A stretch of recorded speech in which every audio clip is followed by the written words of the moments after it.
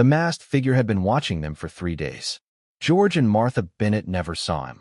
Not when they boarded the Vaporetto at San Marco, not when they shared gelato at a canal-side cafe, and certainly not when they climbed into Carlo's gondola that bright Venice morning in 2016. The 78-year-old retired professor adjusted his spectacles and helped his wife settle into the black vessel, their laughter echoing across the water like the last notes of a song about to end. In exactly 4 hours, they would both be dead. Carlo's weathered hands gripped Theodore tighter than usual as he pushed away from the dock. He'd received the envelope at dawn, thick with cash and a photograph of the couple, with a single word written in red ink across their smiling faces. Tonight. But first, Venice would give them the most beautiful last day of their lives. The city revealed itself like a living postcard around them. Ancient stone facades catching the morning light, narrow canals whispering secrets, gondolas gliding past like black swans on glass. Martha Bennett, 76 and still radiant, reached for her camera to capture the moment, unaware that someone else was already photographing them through a telephoto lens from a shadowed doorway. The photographs would be found years later, filed away with dozens of others. All couples, all tourists, all dead. The Bennetts had long been captivated by history and travel, their lives marked by a restless curiosity that had carried them from the bustling streets of London to the sun-baked ruins of Greece.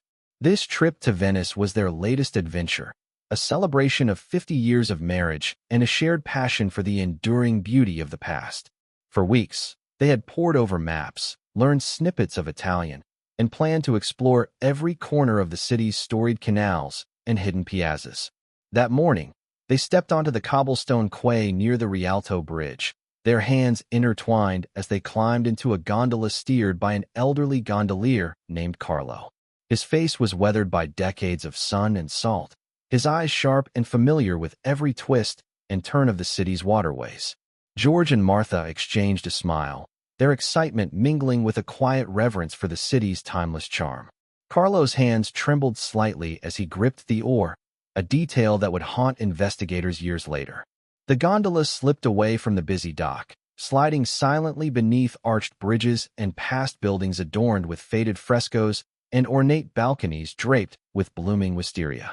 The couple soaked in the scents of salty water mingled with fresh espresso and baked bread wafting from nearby cafes.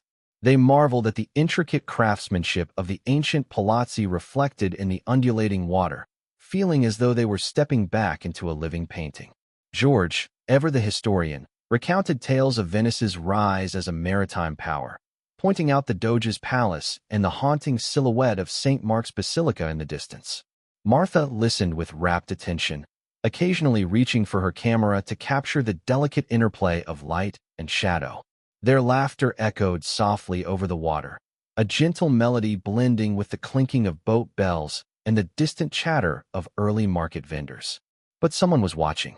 From a shadowed doorway, a figure in a carnival mask adjusted his position, keeping the gondola in sight. Despite their age, the Bennetts were cautious travelers. They carried a small satchel containing essential documents, a folded city map, and a well-worn journal where Martha had jotted down thoughts and sketches during their journey. They had planned this gondola ride to be a quiet escape from the throngs of tourists, hoping for moments of peace amid Venice's storied elegance. As the gondola meandered deeper into the quieter canals, the city's rhythm slowed, revealing secluded courtyards and ivy-clad walls where time seemed to pause. George and Martha felt a profound connection to the city's layered history, their conversation turning to the many lovers, artists, and dreamers who had found inspiration within these waterways. The gentle rocking of the gondola and the soft lapping of water against the hull created a soothing cadence, wrapping the couple in a cocoon of tranquility. Their granddaughter, Sophia, back home in London, was just beginning her day, unaware of the adventures unfolding thousands of miles away. At 16, Sophia was a thoughtful and independent girl, already showing signs of the family's inquisitive spirit. She had helped her grandparents plan this trip, scanning travel blogs and learning phrases in Italian to surprise them with a few words during their calls. The Bennetts had promised to send postcards and regale her with stories when they returned. She would never hear those stories. But on that radiant Venetian morning, as the gondola disappeared around a bend, the city held its breath. The Bennett's figures, framed by the sweeping curves of the gondola's prow, became part of the city's living tableau, a snapshot of love and adventure woven into Venice's endless story. The couple's reverence for the city's beauty and history was palpable, their presence a quiet testament to the enduring allure of discovery, no matter the age. Carlo, the gondolier, guided the boat with practiced ease, his voice low and steady as he shared anecdotes about the neighborhoods they passed. He spoke of ancient legends and whispered secrets, tales of masked balls and hidden passageways that only a Venetian could know. George and Martha listened intently, their eyes wide with wonder, feeling as though they had stepped into a world both enchanting and elusive. "Some secrets," Carlo murmured, his voice barely audible over the water, "are better left buried." The morning stretched lazily ahead, promising hours of exploration and quiet reflection on the water. George reached into his jacket pocket, pulling out a small notebook filled with sketches of Venetian architecture and notes about the city's art and culture. Martha leaned over to peer at a drawing of the Campanile, her fingers tracing the lines with affection. Together, they dreamed aloud of returning someday, perhaps to explore the lesser-known islands of the lagoon or to attend a festival they had only glimpsed in photographs. As the gondola rounded a bend near the quiet sestiere of Dorsoduro, the couple's laughter mingled with the soft splash of oars dipping into the water. George remarked on the enduring spirit of Venice, a city that had withstood centuries of change and challenge, its canals a mirror reflecting the passage of time. Martha nodded, her eyes shining with gratitude for the moment, for the city, and for the man beside her. Neither noticed the second gondola that had been following them since they left the Rialto. Unbeknownst to them, the day's gentle embrace would soon give way to uncertainty. Shadows lengthened over the water, and a breeze stirred the leaves of the narrow garden courtyards. The gondola drifted farther from the bustling heart of Venice, where the crowds thinned and the city's quieter secrets whispered in the afternoon light. The Bennets were unaware that this peaceful journey would become a chapter in their family's unfinished story, a mystery woven into the fabric of Venice itself. For now, though, there was only the music of the city, the soft murmur of water against stone, and the love shared between two souls adrift in a place where history and present met in endless harmony. George and Martha's gondola glided on, carrying them through a city that promised beauty and wonder, unaware that their journey was just beginning. And then, without warning, everything changed. The sun dipped lower over Venice as the day wore on, casting a golden glow across the city's elaborate rooftops and shimmering canals. Yet, as evening settled, a subtle unease began to ripple through the air, unnoticed by most, but deeply felt by those closest to George and Martha Bennet. Their gondola, last seen gliding gracefully through the quiet waters near Dorsoduro, had vanished without a trace. The silence that followed was deafening. Back in London, Sophia Bennet sat at her bedroom window, the soft hum of the city mingling with the distant sounds of traffic and voices. She had spent the morning eagerly awaiting a call or a message from her grandparents, who had promised to check in as often as they could during their Venetian adventure. But as the afternoon turned to evening, her phone remained silent, and a gnawing worry took root in her chest. Her phone buzzed once, a text from an unknown number. They saw too much. The message disappeared before she could screenshot it. Earlier that day, Sophia had received a postcard in the mail, a delicate card adorned with an image of St. Mark's Basilica bathed in sunlight. The postmark read simply Venice, but the message side was blank, devoid of any words or signature. It was an odd and unsettling gift, one that only deepened the mystery surrounding her grandparents' disappearance. She turned the card over and over in her hands, searching for a clue that might explain its cryptic emptiness. Under the right light, faint indentations on the blank side spelled out a single word: run. Sophia's parents had grown concerned as well. They contacted the travel agency and the hotel where George and Martha were staying, but the staff had no record of the couple's return that evening. The gondolier, Carlo, when reached by phone, expressed confusion and worry. He had dropped the Bennets off near their hotel hours ago, but they had not been seen since. The local police were notified, and a search was immediately launched, but Venice's winding canals and narrow alleys offered no easy answers. What Carlo didn't tell them was that he had received a visit that night, men in dark suits who reminded him of the importance of discretion. Meanwhile, Italian authorities coordinated with local volunteers and boatmen to scour the waterways. The city's police divers combed through the canals and lagoon, their flashlights piercing murky depths, but no sign of George, Martha, or their gondola emerged. Neighbors in the quiet district spoke in hushed tones, recalling the couple's warm smiles and shared stories during brief encounters, their sudden disappearance casting a shadow over the community. Sophia, unable to sit still, pored over travel blogs and news outlets, searching for any mention of her grandparents or similar disappearances. She reached out to the British Embassy in Rome, which liaised with the Venetian police, urging for every resource to be deployed. Days stretched into weeks, and despite growing international attention, the trail remained cold. The only tangible link was the mysterious postcard with its haunting blankness, and the threatening messages that continued to arrive, always from different numbers, always vanishing before she could trace them. In Venice, the gondola that had ferried George and Martha was nowhere to be found, tucked away as if swallowed by the city itself. Friends and family clung to hope, sharing stories and memories that painted the Bennets as adventurous and prudent, unlikely to vanish without explanation. Yet the city, with its labyrinthine waterways and centuries-old secrets, seemed to guard its mysteries jealously. Sophia's nights were filled with restless dreams, visions of her grandparents adrift on endless waters, their faces calm yet distant, framed by the fading light of a Venetian sunset. She awoke each morning determined to find answers, driven by a mixture of love and frustration. Friends and neighbors joined her in vigils, lighting candles along the Thames and sending prayers across the sea. On the 8th day following their disappearance, the local newspaper published a brief article highlighting the case, accompanied by a photograph of the Bennets smiling beneath the Rialto Bridge. The story touched hearts, sparking a wave of messages and tips from locals and tourists alike. Some recalled seeing a gondola matching the description drifting near the quieter canals late that evening, while others whispered of shadowy figures moving unseen in the city's backstreets. One witness claimed to have heard screams from beneath a canal bridge at midnight, but when police investigated, they found nothing. Despite these leads, no concrete evidence surfaced.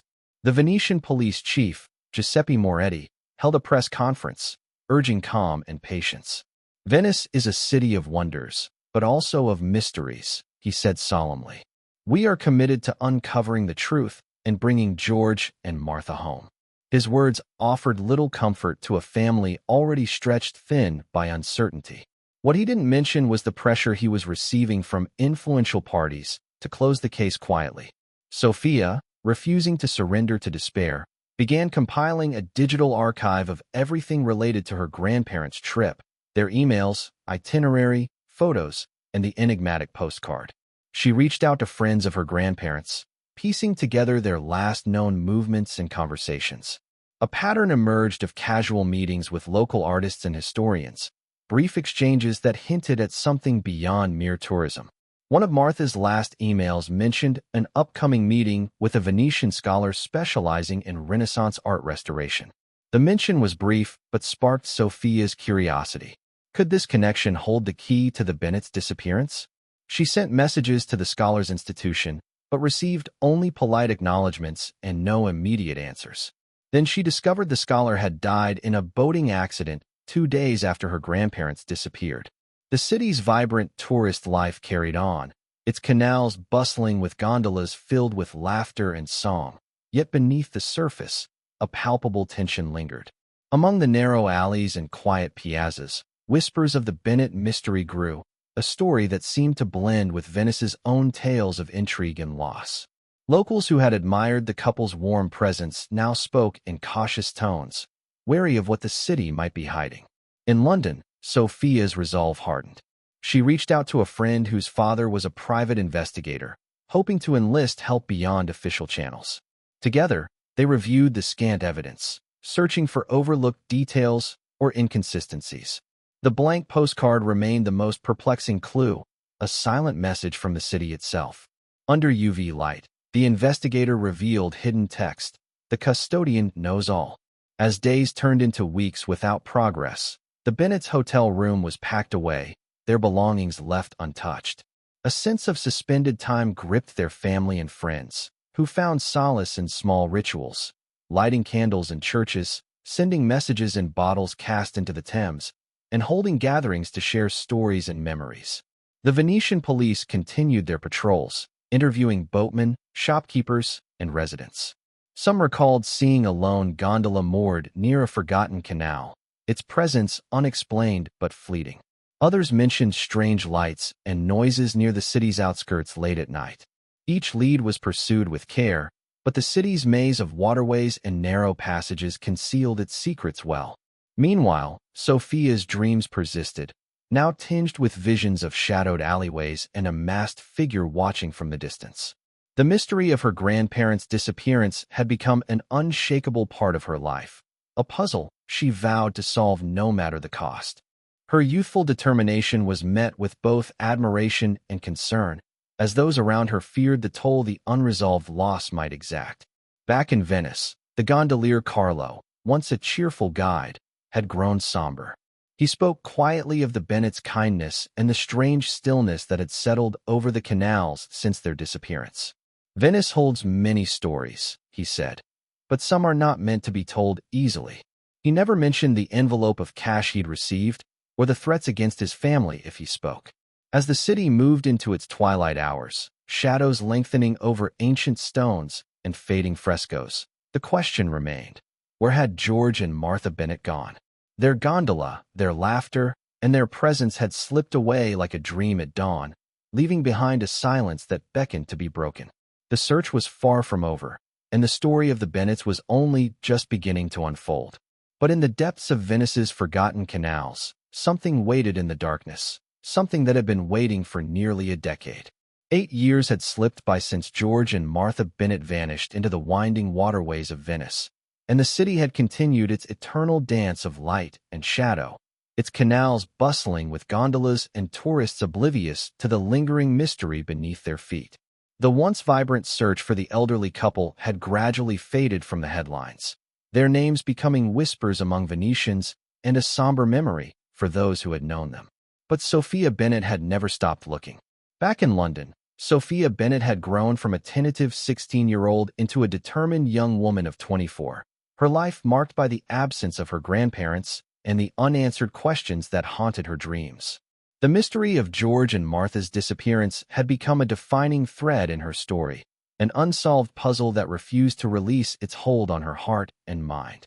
Sophia had moved into the small apartment her grandparents had once planned to use during their visits to London, a place filled with their belongings and memories. The walls were adorned with photographs of Venice from their trip, and a wooden shelf held the journals and sketches Martha had kept, their pages yellowed with time but rich with detail. Each night, Sophia pored over these relics, searching not only for clues but for a connection to the grandparents she barely remembered but deeply loved. Tonight was different. Tonight, she found something. Her days were spent working at a local library, where she immersed herself in books on Venetian history, art, and culture. The city that had swallowed her grandparents became a living presence in her life, its labyrinthine streets and serene canals echoing in her thoughts. She had learned Italian, not fluently, but well enough to read and communicate, hoping to one day return and solve the mystery that had fractured her family. Hidden in the spine of Martha's journal was a micro-SD card. Despite the years, Sophia's hope had not dimmed. She held on to the belief that somewhere beneath the city's surface, answers awaited discovery. The blank postcard, the cryptic emails from Martha mentioning a Renaissance art scholar, and the faint rumors from Venetian locals all fueled her resolve. She had reached out to historians and investigators, piecing together fragments of information that had emerged over the years, no matter how small. Meanwhile, in Venice, the gondola George and Martha had last boarded lay forgotten in a shadowed boathouse on the outskirts of the city. Time had not been kind to it. Moss and algae clung to its worn wood, and dust veiled the cracked seats where the couple once sat. The relic had become a silent witness to the passage of years, a vessel stranded between memory and oblivion. But it wasn't empty. The boathouse was discovered by a local fisherman named Tommy Vance, a man known for his quiet presence and deep knowledge of the lagoon's hidden corners. While navigating his small boat near a secluded canal, Tommy noticed the silhouette of the gondola beneath a curtain of reeds, partially submerged and obscured by water. Intrigued and sensing a story, he alerted the authorities. What he found inside would change everything. News of the find spread quickly through Venice, stirring a wave of renewed interest and speculation. The gondola was carefully retrieved and examined, revealing traces of the Bennets' belongings, an old thermos, a pair of spectacles, and a faded scarf that Martha had worn during their voyage. Most haunting, however, were the skeletal remains of two individuals, discovered beneath the decayed wooden frame, their identities initially unknown but soon presumed to be George and Martha. But the forensic team found something else, evidence that they hadn't died alone in that gondola. The discovery sent shockwaves through both Venice and London. Sophia, now 24, was overwhelmed by a mixture of grief and relief. The mystery that had haunted her family for nearly a decade now had a tangible presence, proof that her grandparents' fate was no longer a question mark, but a solemn truth. And she was going to Venice to find out who had put them there. The Venetian police, led by Sheriff Lyle McKinney, launched a thorough investigation into the circumstances surrounding the Bennets' deaths.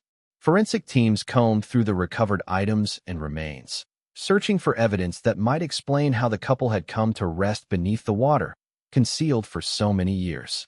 The initial reports indicated no signs of trauma or struggle, deepening the enigma. The toxicology reports, however, told a different story. Sheriff McKinney, a man known for his meticulous and empathetic approach, reached out to Sophia, inviting her to Venice to participate in the ongoing investigation. Sophia, fueled by a blend of sorrow and determination, accepted without hesitation. She arrived in the city that had both enchanted and haunted her family, ready to confront the shadows that had long obscured the truth. She brought the micro-SD card with her. As the investigation unfolded, the gondola and its contents became central to piecing together the final moments of George and Martha's journey. Among the recovered items was a rusted metal locker, discovered hidden beneath the boat's floorboards. Inside were personal effects, letters, photographs, and a small, weathered journal belonging to George. The journal's pages detailed their travels and encounters, but toward the end, the entries grew fragmented and anxious. George wrote of feeling watched, of strange figures appearing in the distance during their walks, and of secret meetings with individuals connected to Venice's underworld. The entries hinted at a hidden danger lurking beneath the city's picturesque facade. "We should never have come here," read the final entry. "They're going to kill us both." Simultaneously, a letter addressed to Maddie Walker surfaced within the locker's contents. Maddie was the granddaughter of another couple who had disappeared from Venice some years before the Bennets. The letter was a plea for help, a warning cloaked in coded language that suggested a connection between the disappearances. It hinted at a long-standing threat targeting those who stumbled too close to a clandestine secret. The micro-SD card contained photos, dozens of them. Photos that someone had clearly not wanted the world to see. Sophia's involvement deepened as she collaborated with Sheriff McKinney and his team, delving into the hidden histories of Venice's art world, underground societies, and smuggling rings.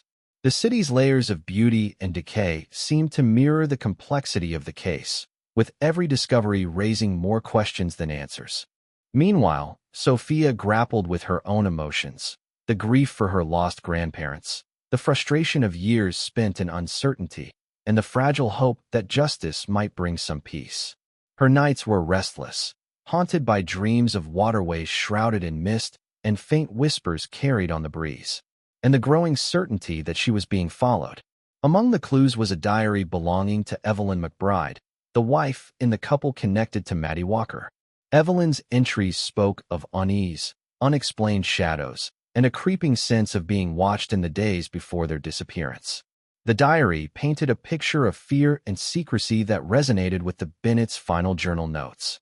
Sophia found herself drawn into a web of intertwined stories, each thread revealing a darker side of Venice's history, one that many preferred to leave buried.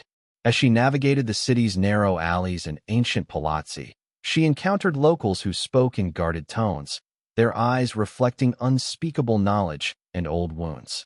Some wouldn't speak to her at all. They'd seen what happened to people who talked. The investigation revealed a pattern of disappearances, all linked by subtle connections and shared fears. It became clear that George and Martha, along with the McBrides and others, had been caught in the crosshairs of a hidden menace, one that thrived on silence and secrecy. Yet, amid the darkness, Sophia found allies in unexpected places: historians, fishermen, and even former city officials willing to share fragments of the past.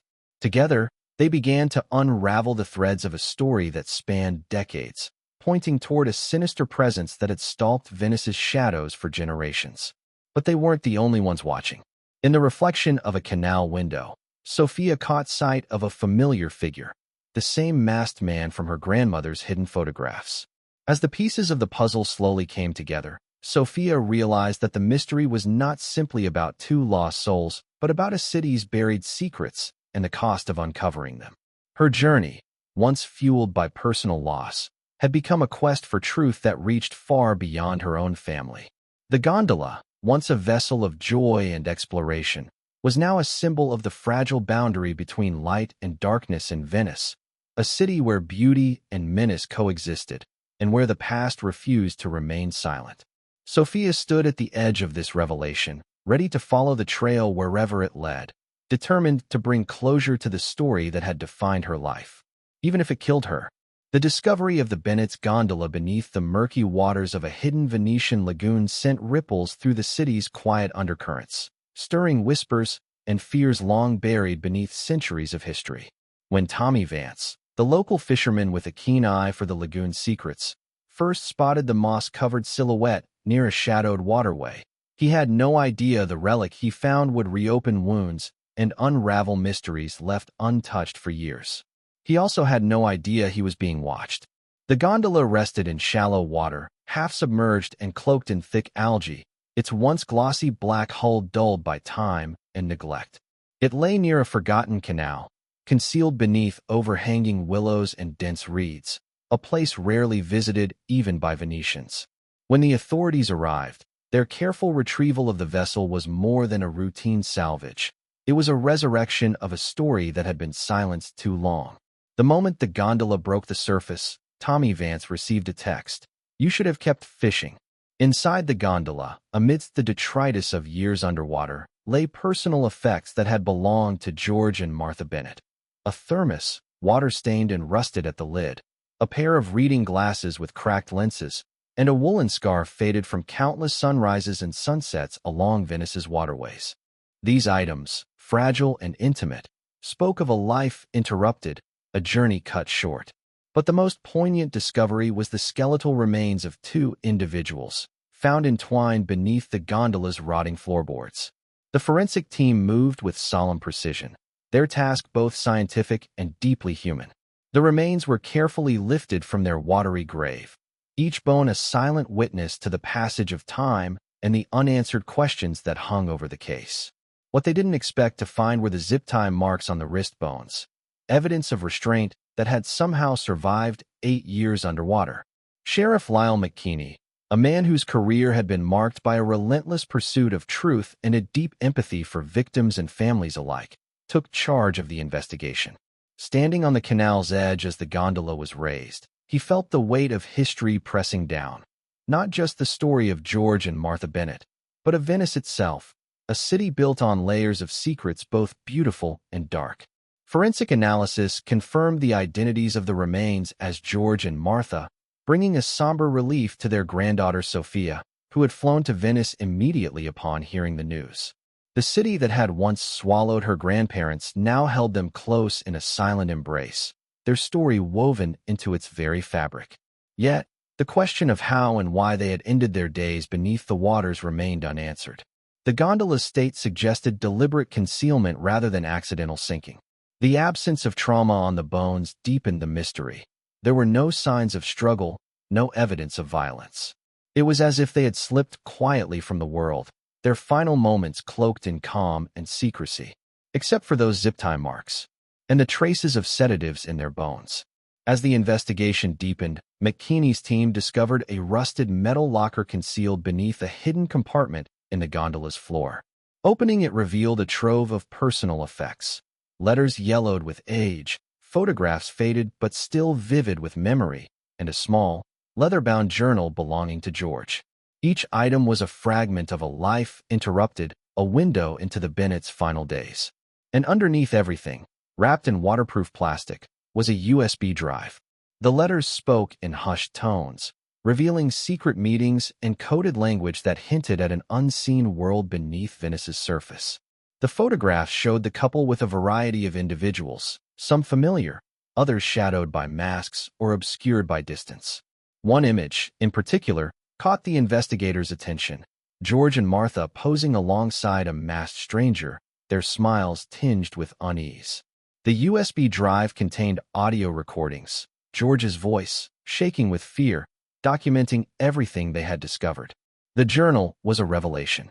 George's handwriting, steady yet hurried, chronicled a journey that began with wonder and joy but grew increasingly tense and cautious. He wrote of feeling watched in narrow alleys, of fleeting shadows that lurked just beyond sight, and of secret meetings with figures who spoke in riddles and warnings. The entries hinted at connections to Venice's underworld, smuggling rings, black markets for stolen art, and clandestine societies dedicated to preserving or exploiting the city's heritage. "They call him Il Custode," George's voice whispered from the recordings. "The keeper of secrets. And he's coming for us tonight."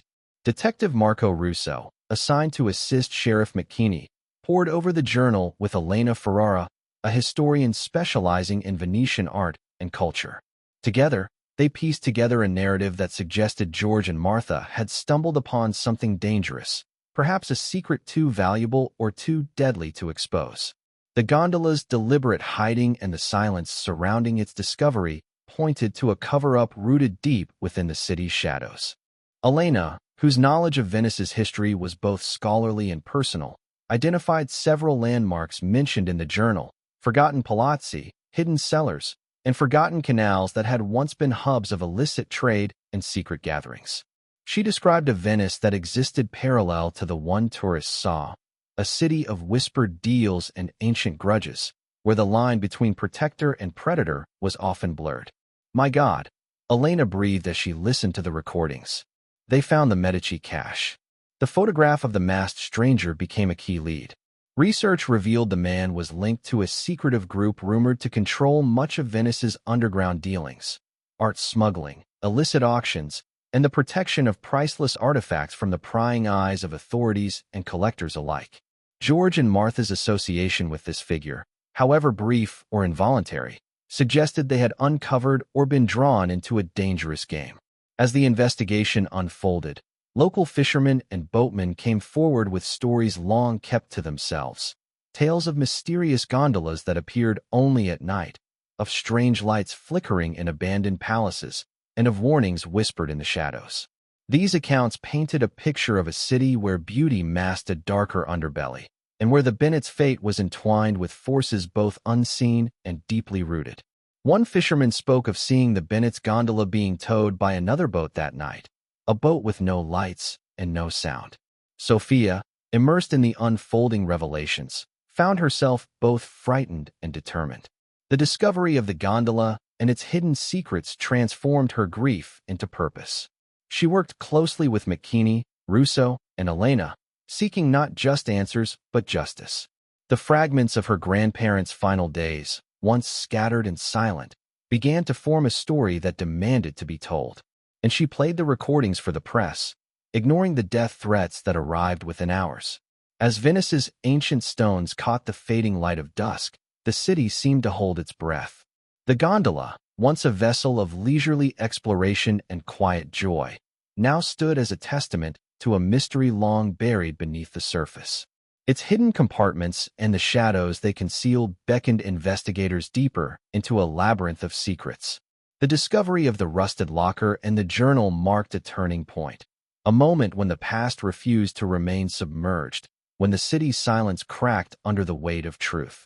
Sheriff McKinney knew that the answers lay not just in the artifacts recovered, but in the stories of those who had lived and died within Venice's intricate web. And in the palazzo where Il Custode still waited, still watching, still killing anyone who got too close to the truth. As night fell and the canals reflected the soft glow of gas lamps, Sophia released a slow breath, feeling the city's pulse beneath her feet. The gondola's secrets had surfaced, but the journey to uncover the full truth was just beginning. The calm waters that had cradled George and Martha now stirred with the promise of revelation, and the shadows that had hidden them for so long were starting to recede. But some shadows had eyes, and they were watching Sophia now. Detective Marco Russo sat in the dimly lit office overlooking a quiet Venetian canal, the soft murmur of water and distant gondolier songs filtering through the open window. Beside him, Elena Ferrara carefully turned the fragile pages of George Bennett's leather-bound journal, their eyes tracing the faded ink and tentative sketches. Each entry was a thread, weaving together a tapestry of mystery that reached far beyond the couple's final days. What they couldn't see was the figure watching them from the building across the canal, a telephoto lens glinting in the moonlight. The journal chronicled George's growing unease as their trip unfolded. Initially filled with wonder and excitement, the entries shifted tone, subtle at first, then increasingly urgent. George wrote of secret meetings with shadowy figures in unmarked palazzi, of whispered warnings delivered beneath the flicker of candlelight, and of artifacts rumored to be hidden beneath the city's foundations. He noted that Martha had sensed it too, the feeling of unseen eyes watching their every move. Elena's expertise brought new clarity to the cryptic notes. George was tracing the footsteps of a clandestine network, she explained, her finger pausing over a page filled with sketches of Venetian masks and faded symbols. These are marks used by a secret society dedicated to protecting, and sometimes exploiting, the city's priceless heritage. Her phone buzzed with a text from an unknown number. Stop digging or join the Bennetts. Marco nodded thoughtfully. The smuggling rings, the illegal auctions. It seems the Bennetts stumbled into something dangerous. Their gondola wasn't just sunk, it was hidden deliberately. Elena showed him the text. Marco's face darkened. We're getting close. Their investigation took a new turn when Marco discovered a concealed compartment within the gondola's frame, cleverly crafted to evade casual detection. Inside lay a collection of letters, each addressed to a woman named Maddie Walker. Maddie, as Sophia had uncovered, was the granddaughter of another couple who had disappeared from Venice years before George and Martha.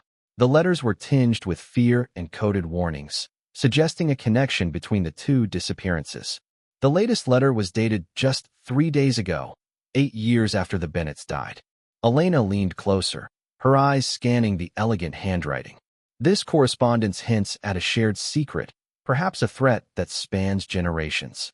The Bennetts and the McBrides, Maddie's grandparents, may have been targeted for uncovering something they weren't meant to see. The two detectives worked in tandem, cross-referencing the letters with Evelyn McBride's diary, which Sophia had provided. Evelyn's entries mirrored the Bennetts' experiences, an escalating sense of being watched, strange figures lurking near their home, and a terror that grew with each passing day. The diary spoke of secret meetings with a man named Earl Crowley, a name that surfaced repeatedly across local archives as a shadowy figure linked to Venice's darkest dealings. Marco's blood ran cold when he realized Earl Crowley had supposedly died 15 years ago. Elena's research unearthed Earl Crowley's history, a reclusive man who had once been a respected art dealer, but whose obsession with silence and secrecy had turned him into a feared presence. Crowley believed that laughter was a sin and that silence was a virtue, a twisted philosophy that had led him to stalk victims who embodied joy and freedom. Look at this, Elena whispered, pointing to a newspaper clipping. Earl Crowley's death certificate was signed by a doctor who doesn't exist.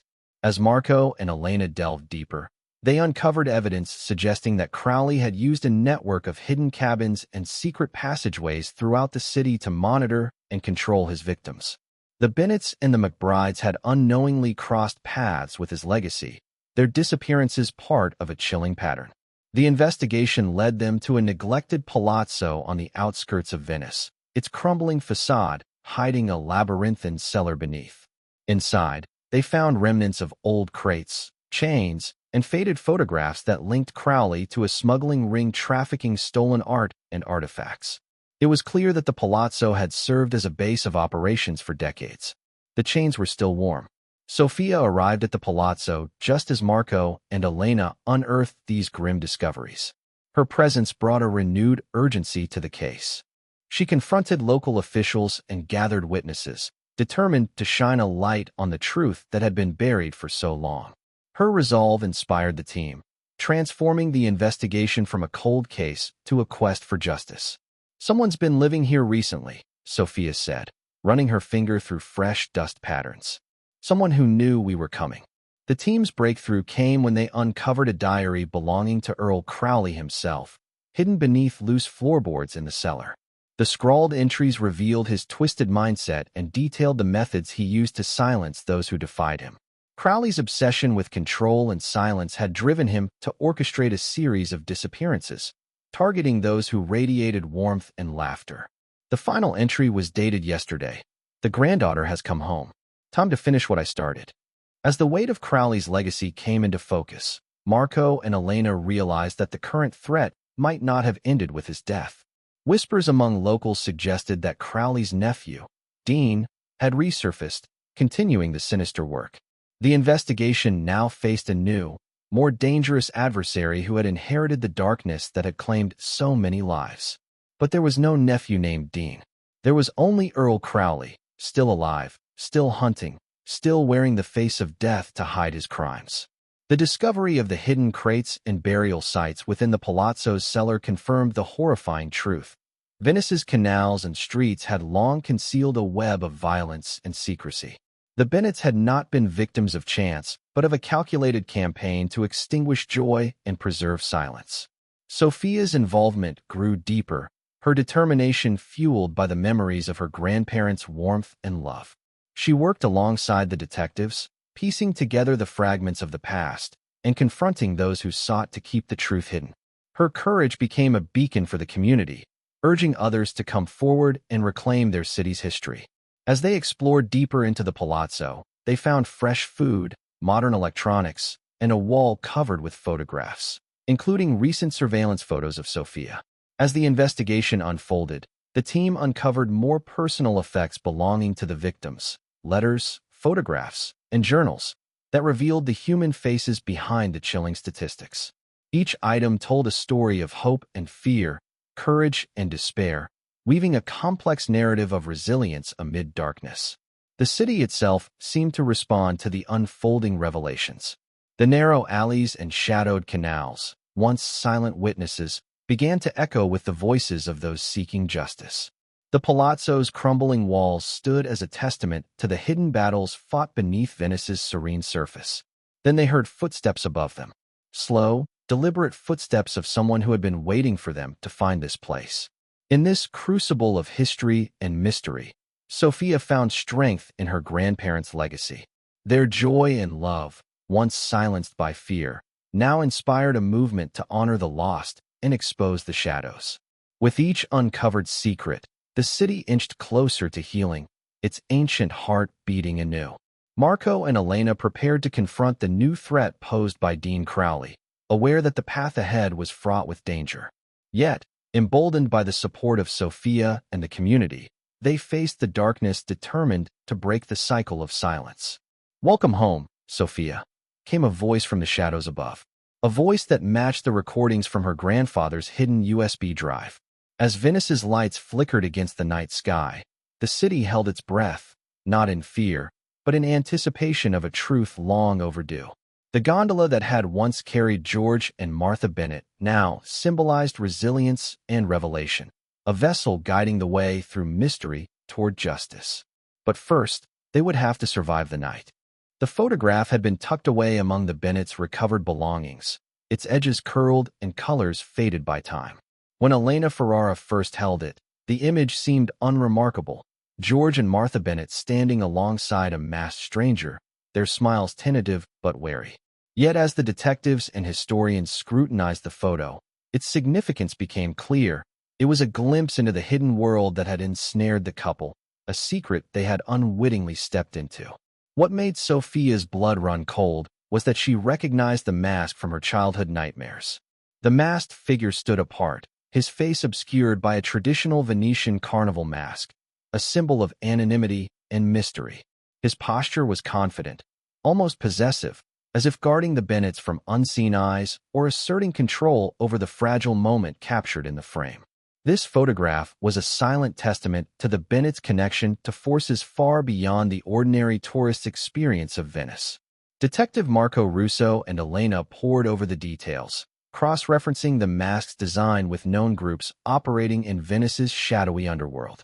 Their research led them to a clandestine society rumored to have existed for centuries, a secretive order dedicated to preserving Venice's heritage, but also deeply entwined with illicit activities. They were guardians of priceless artifacts, yes, but also enforcers of silence, willing to go to great lengths to protect their interests. The mask, Elena whispered, her face pale.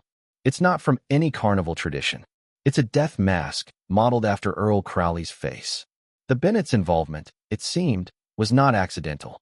George's journal had hinted at secret meetings and whispered warnings, and now the photograph confirmed they had been drawn into a dangerous game. Their disappearance was linked to this society, to a network that operated behind the city's glittering facade. Further investigation revealed that George had been researching a cache of priceless Venetian artifacts believed to be hidden beneath the city, treasures from a bygone era, stolen or lost during centuries of upheaval. These artifacts were coveted by collectors and criminals alike, and the secret society had taken it upon themselves to safeguard or exploit them. The artifacts weren't just valuable. They contained evidence of wartime atrocities that powerful families had spent decades covering up. Elena explained to Sophia, who had joined the team in Venice, that the Bennets had likely uncovered parts of this secret during their meetings. They were brave, curious, and perhaps too trusting, Elena said, her voice tinged with sorrow. Their love for Venice's history led them closer to danger than they ever imagined. The photograph became a key piece of evidence as the team connected it to a series of smuggling operations uncovered beneath the city's surface. Hidden cellars and forgotten passageways served as hubs for trafficking stolen art and artifacts, their existence carefully concealed from authorities and tourists alike. The society's members operated with impunity, silencing those who threatened their clandestine empire. Sophia realized she'd been in one of those cellars before, in dreams that were apparently memories. Sophia's resolve hardened as she learned more about the forces arrayed against her grandparents. She confronted local officials and art dealers, challenging the silence that had protected the smugglers for decades. Her determination inspired renewed efforts to bring the truth to light. Meanwhile, the investigation turned toward the man in the photograph. Using surveillance footage, witness accounts, and historical records, the team identified him as a figure known only as Il Custode, the Keeper, a shadowy leader within the secret society who had orchestrated many of the city's darkest dealings. Il Custode was both feared and respected, a man whose identity was hidden behind layers of deception and masks. Marco found security footage from the day the Bennets disappeared. Il Custode was following them. The timestamp showed he was still following them 3 hours after they'd supposedly been dropped off at their hotel. Marco and Elena traced Il Custode's movements to an abandoned palazzo, its once grand halls now crumbling and overgrown. Inside, they found evidence of recent activity, coded messages, hidden compartments, and artifacts linked directly to the society's smuggling network. The palazzo was both a lair and a fortress, a physical manifestation of the city's hidden underworld. Sophia arrived at the palazzo alongside the investigative team, her heart pounding as they prepared to confront the legacy that had claimed her grandparents. The air inside was thick with dust and secrets, and every creak of the floorboards echoed with the weight of history. As they explored, fragments of the past surfaced, old photographs, journals, and cryptic symbols etched into the walls. On one wall, Sophia found her own name carved deep into the stone, with a date from 8 years ago, the day before her grandparents disappeared. The confrontation with Il Custode's legacy was both physical and psychological. The team uncovered diaries belonging to Earl Crowley, the enigmatic art dealer whose obsession with silence and control had woven a web of fear. Crowley's writings revealed a twisted philosophy. Silence was a virtue, laughter a sin. His desire to suppress joy and freedom had led to the targeting of those who embodied these qualities. As the investigation deepened, It became apparent that Il Custode was not merely a man, but a role passed down through generations, a mantle that Dean Crowley, Earl's nephew, had recently assumed. Dean had resurrected the society's dark traditions, continuing the campaign to silence and control. But the DNA tests came back wrong. The man calling himself Dean Crowley was actually Earl Crowley, kept alive through decades of surgical alterations and stolen medical technology. The team's discovery of hidden crates and burial sites beneath the palazzo's cellar confirmed the horrifying extent of the society's reach. Victims like the Bennets were not isolated cases, but part of a sinister pattern. Those who dared to challenge the silence or embrace joy became targets. Sophia felt the weight of this revelation keenly. Her grandparents had been killed not for what they had done, but for who they were. People who loved life, laughter, and the beauty of the world. Their deaths were a cruel attempt to extinguish that light. Then she found the room with her photographs. Hundreds of them, taken from when she was 6 years old until last week. He'd been watching her entire life. Undeterred, Sophia vowed to carry their legacy forward. With the support of Marco, Elena, and the growing network of allies, she worked to expose the society's secrets and dismantle its grip on Venice. Their efforts sparked arrests and the return of stolen artifacts, slowly restoring justice and hope. The photograph, once a fragile memory lost to time, had become a symbol of courage and resistance. It reminded the city that beneath its masks and shadows, there were those who stood for truth and love, willing to confront darkness and reclaim the light. But Il Custode wasn't finished. The final photograph in Sophia's surveillance file was taken that morning, with a red X marked across her face. As Venice's canals reflected the first light of dawn, the team prepared for the challenges ahead. The secret society's hold was weakening, but the fight was far from over. Sophia's journey had transformed from a personal quest into a movement, one that would ensure her grandparents' story, and the stories of all who had suffered, would never be forgotten. "He's coming for me tonight," Sophia told Marco, showing him the final photograph. "Just like he came for them. Then we'll be ready for him," Marco replied, checking his weapon. But they both knew Earl Crowley had been planning this moment for 8 years. The abandoned palazzo stood like a sleeping giant on the edge of Venice's Sestiere, its once majestic facade crumbling beneath ivy and neglect. Inside, the air was thick with dust and the faint scent of damp stone, the silence broken only by the cautious footsteps of Detective Marco Russo, historian Elena Ferrara, and Sophia Bennett. The trio moved through shadowed corridors and grand, empty halls, the flicker of their flashlights casting long, wavering shadows on the peeling frescoes. They weren't alone. Fresh cigarette butts littered the floor, and the ashes were still warm. Beneath the palazzo, a hidden cellar awaited discovery, a labyrinth of brick and mortar, long concealed from the city above. It was here that the darker heart of Venice revealed itself, a secret chamber where the line between guardian and predator blurred into obscurity. The room was lined with rusted crates, their surfaces scarred by time and neglect, and scattered remnants of a forgotten past. But not everything was old. Modern cameras blinked red in the darkness, tracking their every movement. Sheriff Lyle McKinney and his team had secured the perimeter, ensuring the palazzo's secrets would not escape into the night. The investigation had reached a pivotal moment. The evidence uncovered here promised to expose a smuggling ring that had operated in the shadows for decades, trafficking stolen art and priceless artifacts plundered from Venice's fragile heritage. Among the crates, the team found faded photographs and journals, their pages brittle but rich with detail. These items linked the palazzo to Earl Crowley, the enigmatic figure whose obsession with silence had cast a long shadow over the city.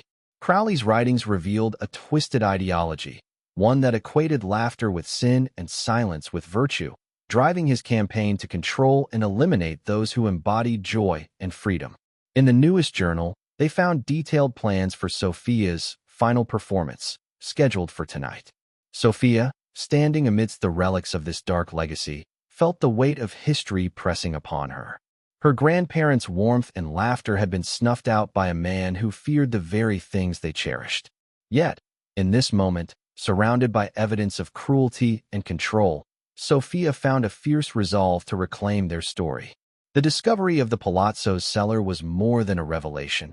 It was a confrontation with the past. The rusted crates contained not only stolen treasures, but also documents implicating a network of individuals complicit in Crowley's schemes. The smuggling ring had shielded its operations behind layers of secrecy, using Venice's intricate waterways and forgotten passageways to move goods unseen. Hidden beneath a false floor, they discovered something that made Sophia scream: her grandparents' suitcases, exactly as they'd packed them 8 years ago. As the team cataloged the evidence, Sophia confronted local officials gathered nearby.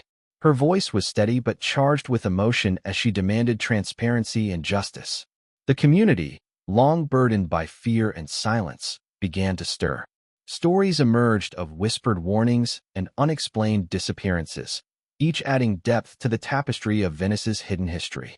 Elena and Marco worked tirelessly to piece together the connections between the individuals involved: art dealers, collectors, and members of the secret society that had maintained its grip on the city for generations. The investigation revealed that the Bennetts and other victims had been targeted not by chance, but as part of a deliberate effort to silence those who threatened to expose the truth. Then Elena found it: a detailed architectural plan showing a network of tunnels connecting the palazzo to locations across Venice, including Sophia's hotel. Sophia's presence galvanized the team, her determination inspiring renewed focus and urgency. She delved into the recovered diaries and letters, uncovering coded messages and references to hidden meetings. Each revelation brought her closer to understanding the breadth of the conspiracy and the forces arrayed against her grandparents. The team's efforts culminated in a coordinated operation to arrest key figures within the smuggling network. The palazzo's cellar had been a hub, but the web extended far beyond its walls. Raids were conducted across Venice, seizing stolen artifacts and apprehending those who had profited from the city's shadows. But when they arrived at the locations marked on Crowley's list, they found only empty rooms and still warm coffee cups. Someone had warned them. Amid these successes, Sophia confronted Dean Crowley, Earl's nephew and the man who had inherited the mantle of Il Custode. Their meeting was fraught with tension, a clash between the past and the future, silence and truth. Dean's cold demeanor masked a dangerous resolve, but Sophia's courage and conviction challenged his authority. Except Dean Crowley was nowhere to be found. His apartment was empty, cleaned out hours ago, but pinned to the wall was a single note: the show must go on. The confrontation forced Dean to reveal fragments of the society's inner workings, exposing the mechanisms by which it had maintained control and perpetuated fear. Yet, Sophia's unwavering stance signaled a turning point, a refusal to allow darkness to prevail. As the investigation progressed, the community of Venice began to reclaim its narrative. The palazzo, once a symbol of secrecy and oppression, became a site of remembrance and resilience. Locals gathered to honor the victims and celebrate the courage of those who had brought the truth to light. But the gathering was cut short when the lights went out across the entire district. In the darkness, Sophia heard a familiar voice, her grandfather's voice, calling her name. Sophia found solace in these moments, her grief transforming into purpose. The legacy of George and Martha Bennett was no longer a tale of loss, but a beacon of hope and justice. Through her efforts, the city's hidden wounds began to heal, and the laughter that had once been silenced found its voice once more. The team's work was far from over. The smuggling ring's dismantling marked a significant victory, but the shadows that lingered required vigilance and determination. Sophia, Marco, Elena, and Sheriff McKinney prepared to face the challenges ahead, united by a shared commitment to protect Venice's heritage and honor those who had suffered. As they prepared to leave the palazzo, Marco noticed something chilling: fresh footprints in the dust, leading not out of the building, but deeper into its hidden chambers. Footprints that matched the shoes George Bennett had been wearing the day he disappeared. As dawn broke over the city's canals, the palazzo stood bathed in soft light, a testament to Venice's resilience and the power of truth. Sophia released a single white rose into the water, its petals drifting gently downstream, carrying a promise that the past would not be forgotten and that joy would never again be silenced. But as the rose floated away, a gloved hand reached up from beneath the canal and pulled it under. The hunt wasn't over, it was just beginning. The arrests reverberated through Venice like a sudden gust of wind stirring the still waters of a quiet canal. Those who had long operated in the city's shadows found themselves exposed, their carefully constructed facades crumbling under the weight of evidence uncovered by Sheriff Lyle McKinney and his determined team. The smuggling ring, once thought untouchable, was dismantled piece by piece as stolen treasures began to return to their rightful places. But Earl Crowley wasn't among those arrested. He was still out there, still hunting. Sophia Bennett stood among the throng gathered in Piazza San Marco, the heart of the city now pulsing with a renewed sense of hope. The air was thick with a mixture of relief and solemn remembrance as locals and visitors alike paid tribute to those lost to silence and secrecy. The Palazzo, once a symbol of darkness and fear, had become a monument to resilience and justice. The crowd parted as a figure in a carnival mask moved through them, but when security cameras caught the footage, the figure cast no shadow. The community's transformation was palpable. Artifacts recovered from hidden caches were carefully restored, destined for museums and galleries where they would inspire and educate rather than enrich criminals. Cultural institutions collaborated with authorities to ensure that Venice's heritage would no longer be preyed upon, but cherished and protected. Sophia found herself at the center of this awakening, her journey from grieving granddaughter to champion of truth, a beacon for many. She worked tirelessly with historians, legal experts, and city officials to establish programs aimed at preserving Venice's history and supporting victims of past crimes. Her voice carried the weight of experience and determination, inspiring others to embrace transparency and courage. But late at night, when she was alone in her hotel room, Sophia could swear she heard her grandfather's voice calling to her from the canals below. The legacy of George and Martha Bennett was honored through the restoration of their gondola, a fragile vessel transformed into a symbol of memory and resilience. The gondola was displayed along the Grand Canal, its polished wood gleaming beneath the Venetian sun, accompanied by a plaque recounting the couple's story and the city's triumph over darkness. In the quiet moments between public events, Sophia reflected on the journey that had brought her here. The tangled threads of mystery, loss, and discovery had woven a tapestry of understanding and healing. She had uncovered not only the truth about her grandparents, but also the strength of a community united against fear. The restored gondola rocked gently at its mooring, but there was no wind that night. And sometimes, Sophia swore she could see two figures sitting in it, holding hands. Sheriff McKinney, alongside Detective Marco Russo and historian Elena Ferrara, continued their work, vigilant against lingering threats and committed to preserving the integrity of Venice's cultural heritage.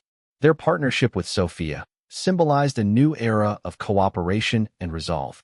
The city itself seemed to breathe a sigh of relief. The canals, once silent witnesses to sorrow, now echoed with laughter and song.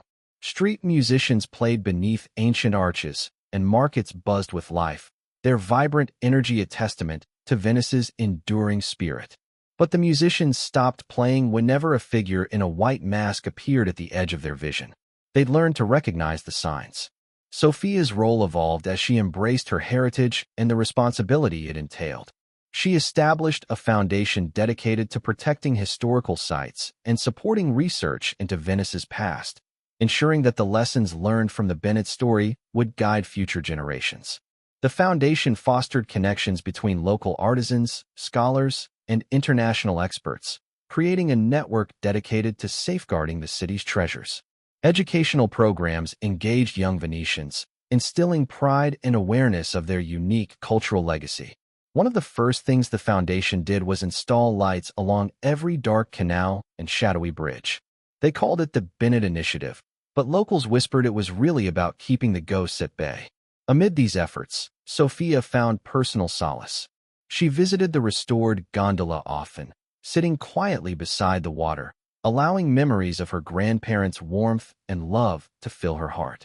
In these moments, she felt their presence, not lost, but carried forward through her commitment to truth and justice.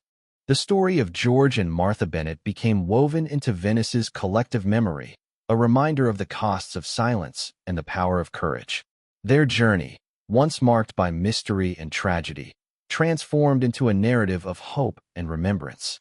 But on the anniversary of their disappearance, every year without fail, 2 roses appeared on their memorial, placed there by hands that left no fingerprints. As the city prepared for the annual Festa della Senza, celebrating Venice's connection to the sea, Sophia took part in the ceremonies with a profound sense of peace. She released a single rose into the canal from the restored gondola, its petals drifting gently on the water's surface, a symbol of love, loss, and the promise of a future free from fear. The celebration echoed with music and laughter, a vibrant chorus that carried through the labyrinth of canals and alleys. Venice, ancient and eternal, embraced its past while looking forward, its people united by stories that honored both shadow and light. As the festival reached its crescendo, Sophia noticed a figure watching from across the canal, the same mask from her grandmother's photograph. But when she blinked, it was gone.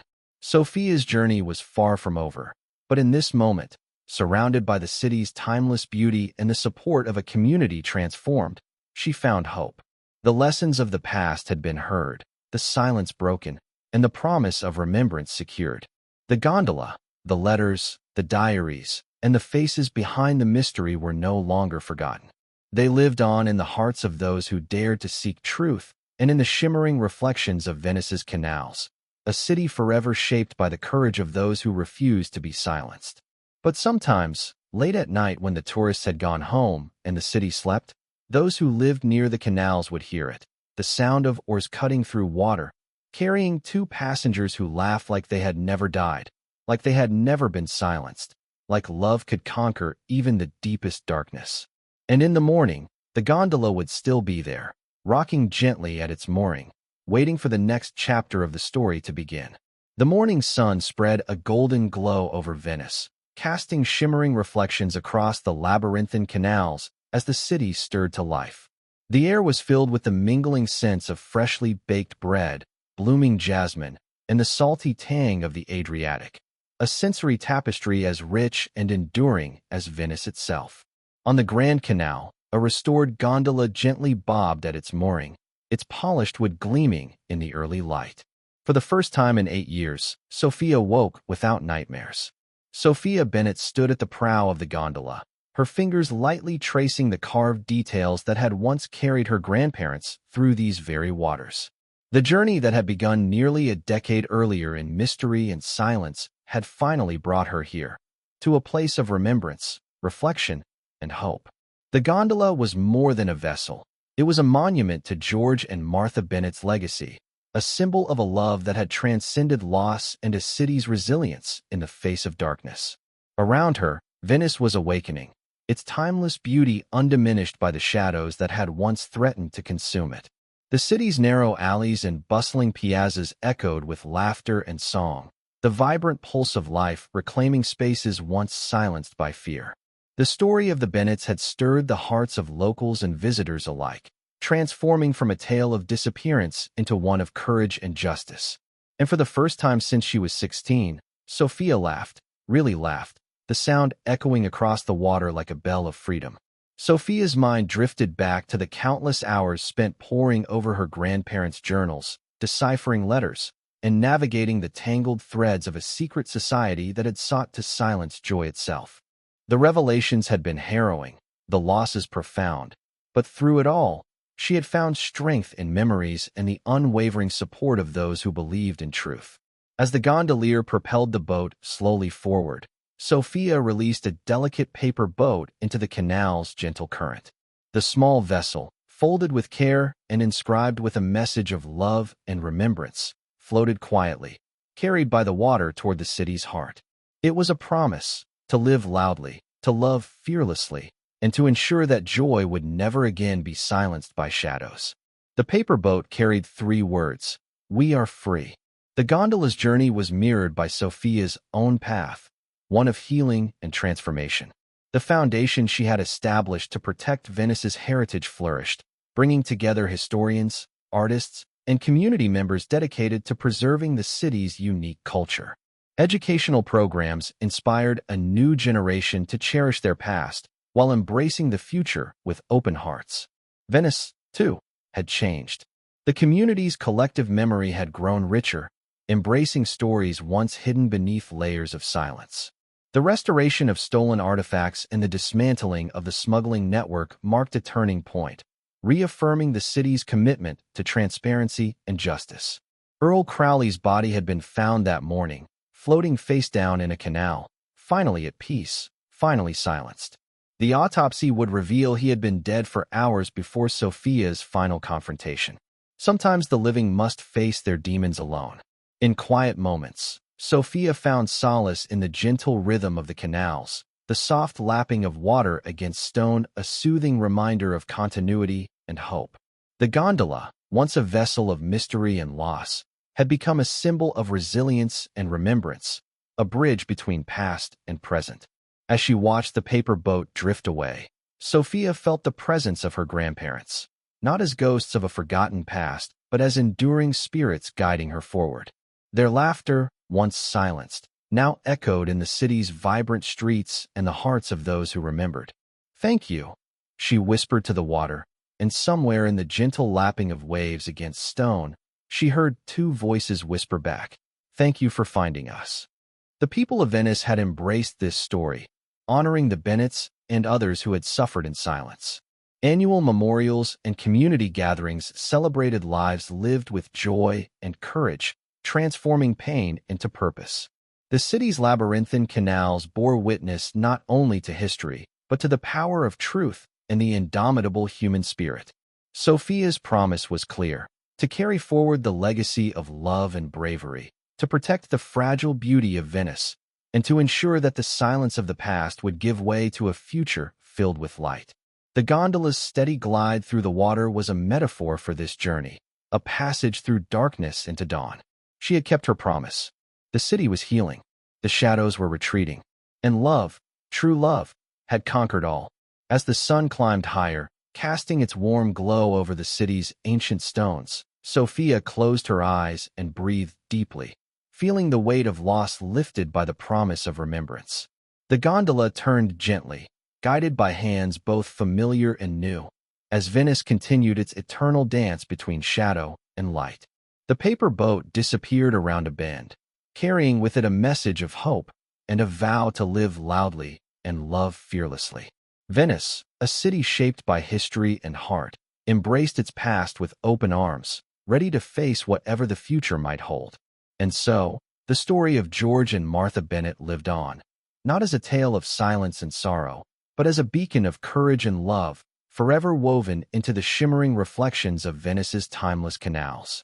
In the end, love had won, joy had triumphed, and the laughter of two souls would echo through Venice's waters for generations to come, a reminder that no darkness, however deep, can extinguish the light of those who refuse to be silenced. The mystery was solved. The monsters were defeated. The family was whole. And Venice was finally free.